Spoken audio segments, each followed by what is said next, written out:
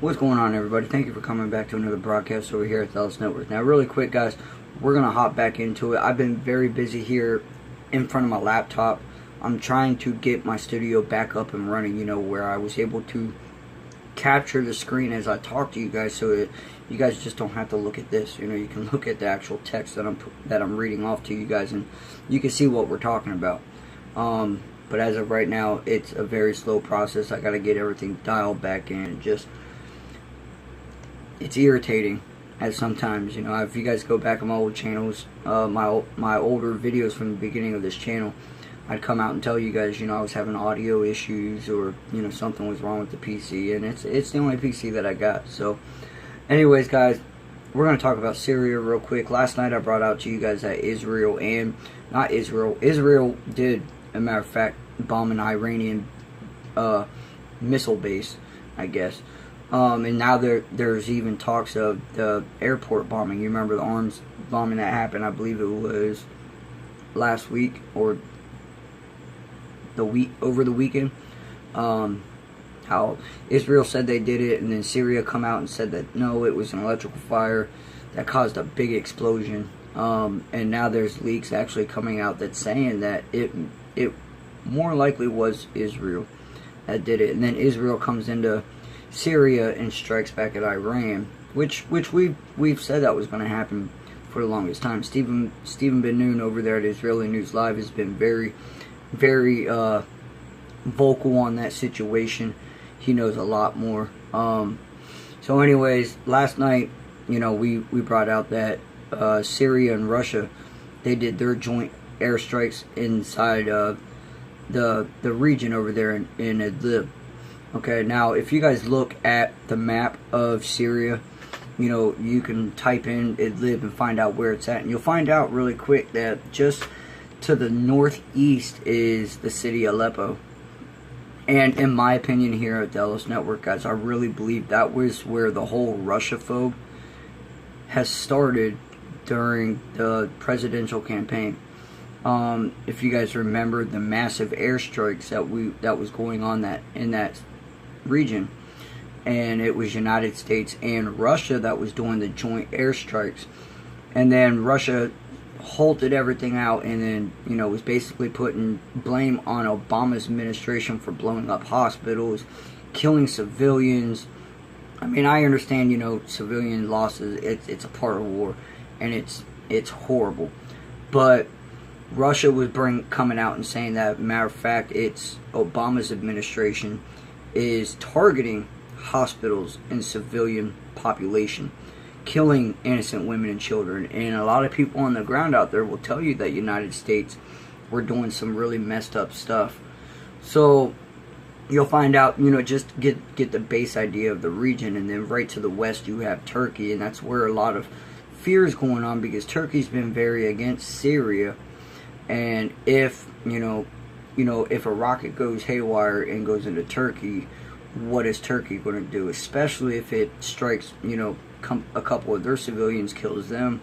We already know Erdogan over there in Turkey won't put up with that. And that's why I said last night we have to be careful with Turkey. Don't count them out. They're a neighbor. I mean, we've been talking about Israel. We've been talking about Syria, Russia, and Iran. But Turkey has not been in a lot of the talks. But very well, Turkey's still over there. Remember last summer, he went in and actually tried to take some of Syria's land. So we can't rule them out. Alright, it's still it's a close situation, dangerous situation.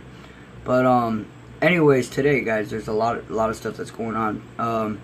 Israel's about 7 hours away, so I want to say Syria is anywhere from 8 to maybe 10 hours away from our time zone. So it being almost 10 o'clock here, it's probably almost 8 o'clock there. So anyways, while we're sleeping, they got their day going.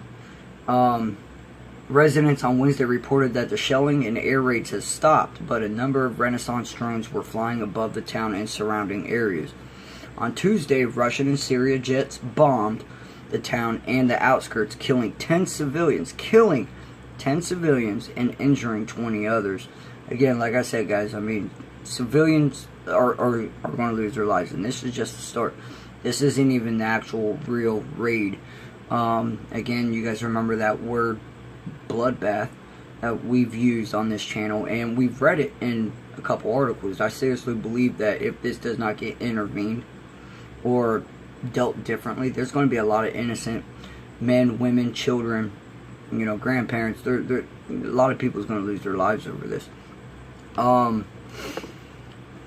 A member of the White Helmets at several defense organizations told Al Jazeera. That was the statistic that the White Helmets have told, you know, this reporter. Among the victims were 5 children from the same family. Now, that's my first time reading that. Al Jazeera was unable to independently verify the stated toll. So, it's not verified, but this is what the white helmets in the region are saying. And you got to watch some White Helmets, guys. Those are the ones that, you know, not we as in the United States, but we believe, you know, under here on the YouTube market that's actually paying real close attention to this and the facts and all that. We really believe that the White Helmets are the ones that staged in the chemical attack. So if they're in the region, you know, it's a dangerous situation, because, you know, a lot of talks is about how United States, we're supplying terrorism. We're not actually over there fighting them. We're actually supplying them. You know, and if Syria and Russia is going into liberate, you know, who's to stop, you know, these white helmets from gassing its own people, so that America can come out and take out al-Assad? Well, what's going to happen after that? The jihadists, the terrorist organizations, they'll start to flourish a little bit more, a lot more. A bombardment campaign sent much of the local population fleeing towards the border with Turkey, said Ahmad, while a number of people with serious injuries were transported across the border for treatment. The bombings also targeted branches of the White Helmets in the area, which did not result in any injuries among its members, he added. The Syrian army, aided by Russia, has been preparing for an offensive on the last major stronghold of the Syrian opposition, which will start an upcoming Tehran summit between Turkey, Russia, and Iran on September 7th. And then the article goes in a little bit more about the backdrop of the whole, you know, the region, what's going on, and the possibilities. So I'm going to post a link in the description for you guys on that one real quick. I'm going to hop off here, guys, because like I said, I'm in the middle of trying to get my studio set back up. But really quick, guys, I want to ask you guys a major favor. Please share my videos. Help me get my listening base back up. I have a lot of friends, even if they don't agree with my political opinions and whatnot. You know, I mean, let's be honest. I'm a Trump supporter. I got a lot of friends that are not, but I got to give it to my friends, because they're not eating the mainstream bullshit that's being fed. You know, as in, like, you know, what you see all over the place. Oh, I'm a Trump supporter, oh, I'm a Hillary supporter, or a Bernie, you know, them violence. Or, you know, people, you know, families getting split up because of their political views and everything like that. So I got to give it to my friends. They're the ones that's, you know, I've known you before the election and all that. You're still a straight up dude, and I appreciate that, and I'm the same way. But one thing that really does upset me is, you know, they all got their own side hustles. They got their own things that they're very passionate about, you know, and I'll do what I can, you know, helping them share and whatnot. I'll share their articles, or, well, not even articles, but, you know, D-Day the Scorpion, he writes music, and, you know, I'll share his music once in a while whenever I see it, something new. And my buddy, he's a gaming streamer. He streams playing video games, Fortnite, Grand Theft Auto, and I think he's going to be getting into, you know, a couple of the newer games that's getting ready to come out, you know, and I'll share his stuff as well. And then a bunch of my friends, you know, was just there to support me, saying, oh, yeah, go ahead, make some videos, drop them, we'll share. And it just falls on deaf ears.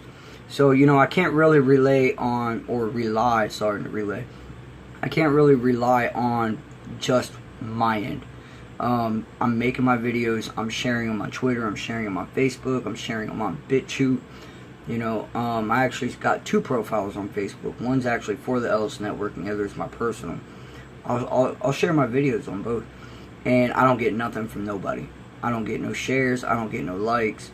Once in a great while, you know, I'll have like one of my best friends throw something out there, which is cool. I mean, that's better than nothing. But like I said, guys, it's up to us here on YouTube.